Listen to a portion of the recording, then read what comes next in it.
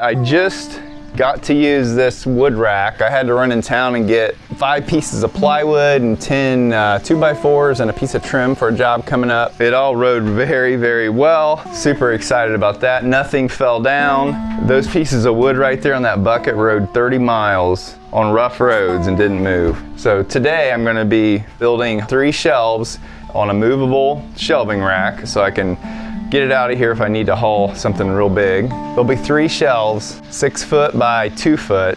So I'm gonna work on cutting those pieces out today and hopefully getting most of that assembled so that I can get the shelf in here, and then we can move on to the last item that I know for sure we need, which is 2 shelves in the front.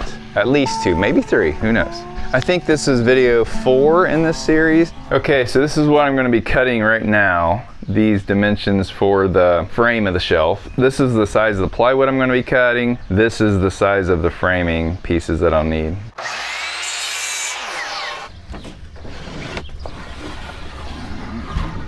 I have to tell you a little story. So I was at Lowe's getting this wood, and I had one of those blue carts, you know, that you load all the plywood and boards up on. And I was able to pull the cart up to the edge of this door, right at the end.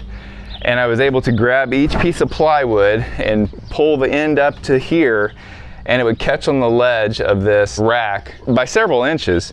And then I could set it there, wouldn't fall over because it was inside there a little bit. Then I would grab the middle of it and slide it right on in. It couldn't have worked out any better.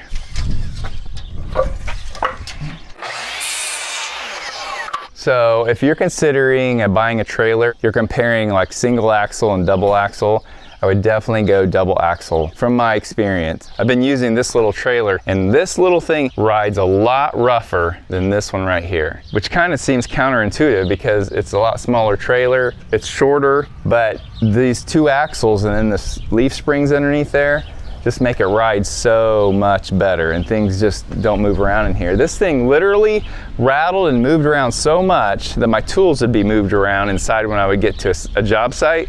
Not only that, this saw, it caused so much stress on this saw, it literally came apart in pieces. Like this whole upper part came off from the bottom because it had worked the screws out. I think just from all the swaying and moving around all the time. So double axle if you have a choice.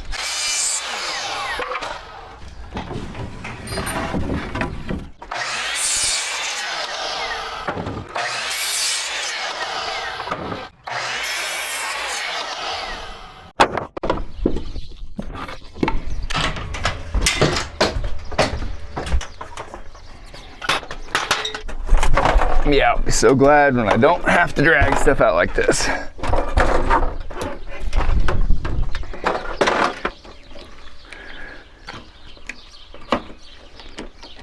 So I'm getting ready to use this table saw to put a notch down all the edges of these pieces of wood, and that's where my plywood's gonna sit in there. And I'm gonna cut it deep enough that it's gonna leave a ledge out here, and that's gonna be so things can't slide off the shelf. So I gotta make sure I cut this down far enough and back far enough so it leaves the right amount. So let's start with the 3/4 inch. So we're gonna try to cut this 3/4 inches back, and we'll just run all of them through. So I want a lip that's probably at least a 1/2 inch. So we're gonna be cutting down 1 inch and 1/8 so that we have some lip.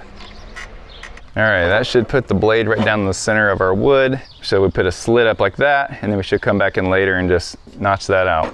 Whatever it is what it's gonna be for all of them, because we're gonna make them all the same.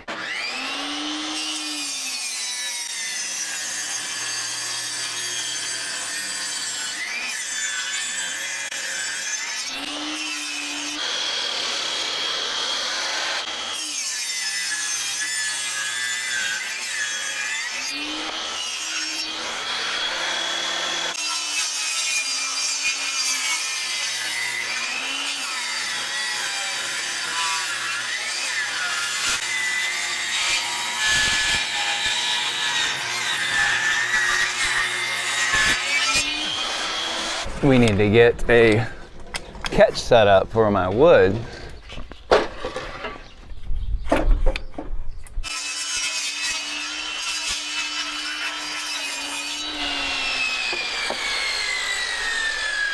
All right, now we got to cut these the other direction. So we got to have this over, however deep this is. The outside of the blade has to be 1 1/8 inches. And the height has to be this about 3/4. All right, cut one and see how it looks. I'm gonna kind of examine each piece before I cut it, and like if there's a bad spot, I wanna cut that out. So like if this was really bad, I didn't like that, I don't wanna cut this side out.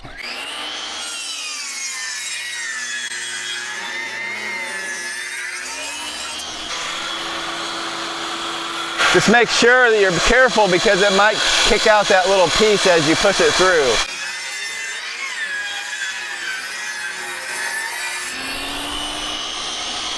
One thing I'm doing as I push my piece off the edge of the saw is right when I get close to the end, about maybe a foot left to go, I'll take my hand and just kind of grab that little piece that's cutting out and kind of keep it with the rest of the wood. That way it doesn't kick back at me.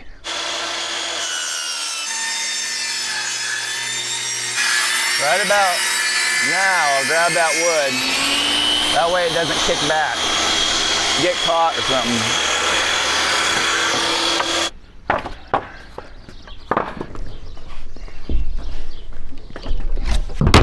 Okay, let's put a couple of these pieces of wood together and just make sure that we know what size our shelves are going to end up, because you know as well as I do, some of your best laid plans sometimes don't work out. So this is what I'm thinking. We're gonna come in like that. So let's see what that makes us here. See, and that's why we do this, because I didn't cut these short enough. I'm not even sure what I was thinking. So this piece here I cut at the wrong length. I'm gonna make sure all my pieces, maybe I just got one little ugly duckling. Yep, for whatever reason. I cut that one wrong. So they're supposed to be 22 3/4. There we go. So let's get this laid out. Okay, so our shelf width is, right now we could go 24 1/2, but so we want to go slightly under that. So we're gonna cut it like 24 3/8. Now we're gonna go 24 1/4. Heavy, that way we make sure we don't go too small. But 24 1/4 by whatever length, well, it's going to be exactly what this is minus 1.5 inches. So 72. I was going to make these 24 1/4, but then I remembered I'm trying to get 2 shelves out of each sheet. So that means it's going to have to be 24 inches even. So we might have to cut those down. I also don't have a straight edge because my Swanson straight edge I ordered is not here yet. And I used up all my E-track that's 8 foot long.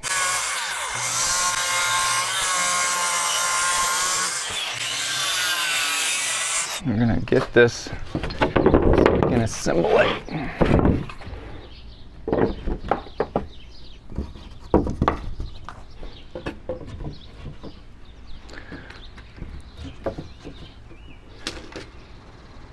I'm not sure what I was thinking here. These are too long. So I need to cut my shelf down 1 inch at least. Well, it looks like I didn't even go on my marks. That's part of the problem.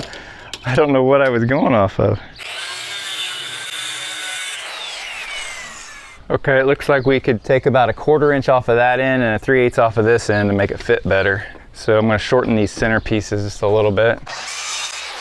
Okay, looking good. I'm gonna pre-drill all these because I don't want any wood splitting out, and I'm gonna put 2 screws in each corner. When I get ready to assemble the shelf, I'm actually gonna have 2x4s running this way. So this piece and this piece will be locked into my 2x4 because I'm gonna notch it out. So this is just for assembly, really. Nothing worse than putting a screw in and seeing your wood crack out.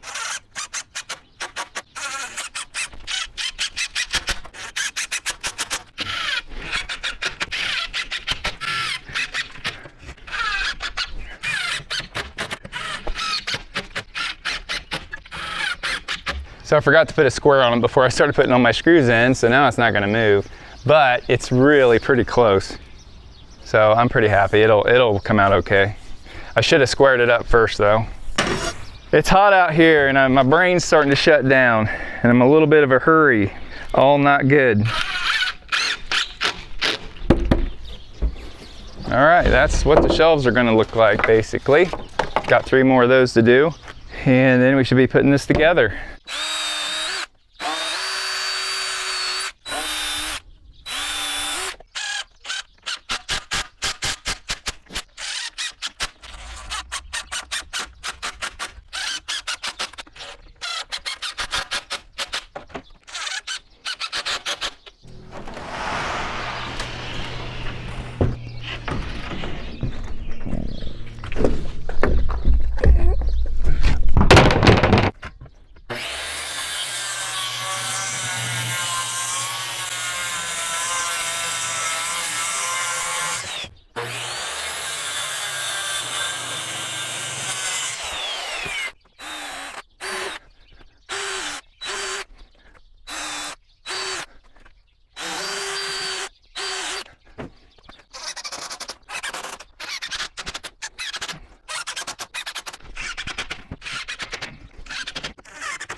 Gonna put one piece across the middle just for a little extra support. So 22 3/8.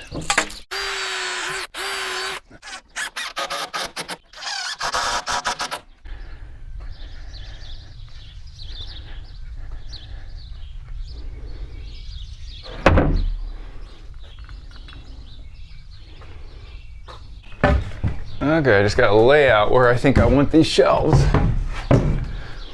So we know we don't want the supports any higher than this. So we're gonna measure this because we don't want to have to fight it getting it out the door. So I'd say, yeah, 6 foot would be the max. So we're gonna put the bottom of the shelf at 22 and the next one, 47.5. And then these top 2 shelves we're gonna have fairly close together because we don't want it too tall where you can't see in. Top of this is gonna be right around here. Right here's our last shelf.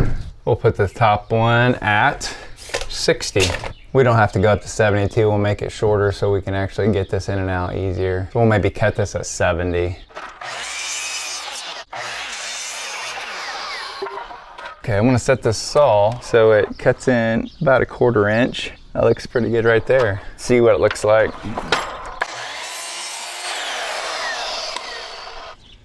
There we go. Now it should be cutting away.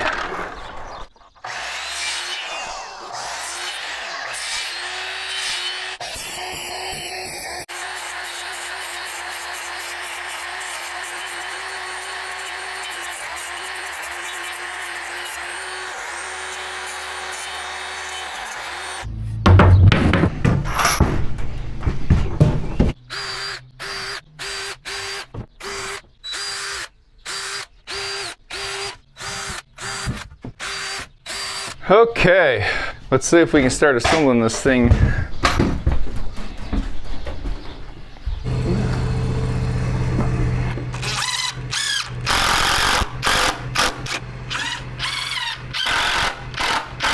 I think that's all I need. I think it'll be okay now. Okay. Thank you.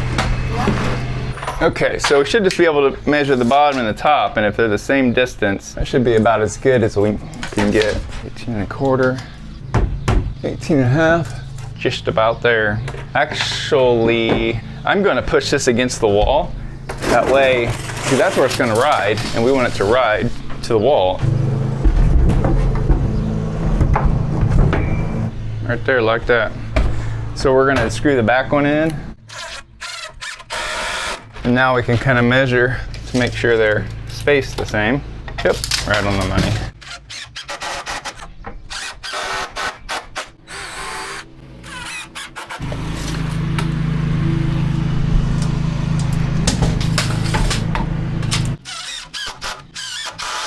All right, next shelf.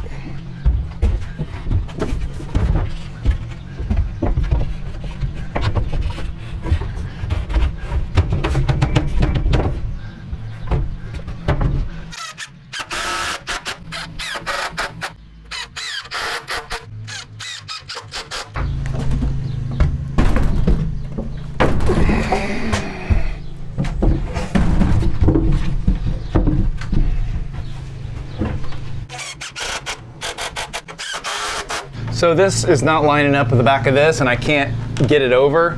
So I learned this little trick on YouTube from someone, I can't remember who it was, but basically you put a screw in a piece of wood here, that you want to move over, and then you take your crowbar and you pry it over basically while you're putting your screw in.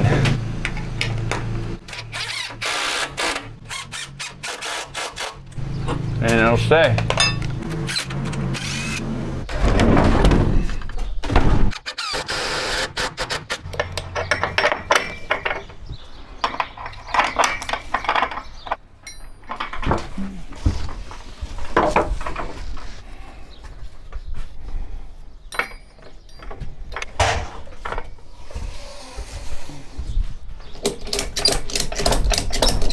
Well, that's gonna have to do for today. I gotta get to a job. So we're gonna work on how we're gonna keep that fastened to the wall. But other than that, that's the shelf. I can store smaller stuff up here, bigger tools down there, generator, maybe chop saw, stuff like that down there. That's the general gist of what we're trying to do. So I'm gonna get this cleaned up for today, and besides a few little minor things we're gonna do to this, that's all the fancier I'm gonna get it. So I hope you guys got something out of this. I think this is video 4. The next video should be finishing up the build out of the shelves and the storage in here. I'll have some videos on other things I have to do, like I'm gonna hook up the reverse lights, I'm gonna seal the bottom of the trailer, and there's a couple other things I think I need to do. So stay tuned, subscribe to the channel if you wanna see any of that and get notified when those videos come out. So until the next one, good luck with all your projects.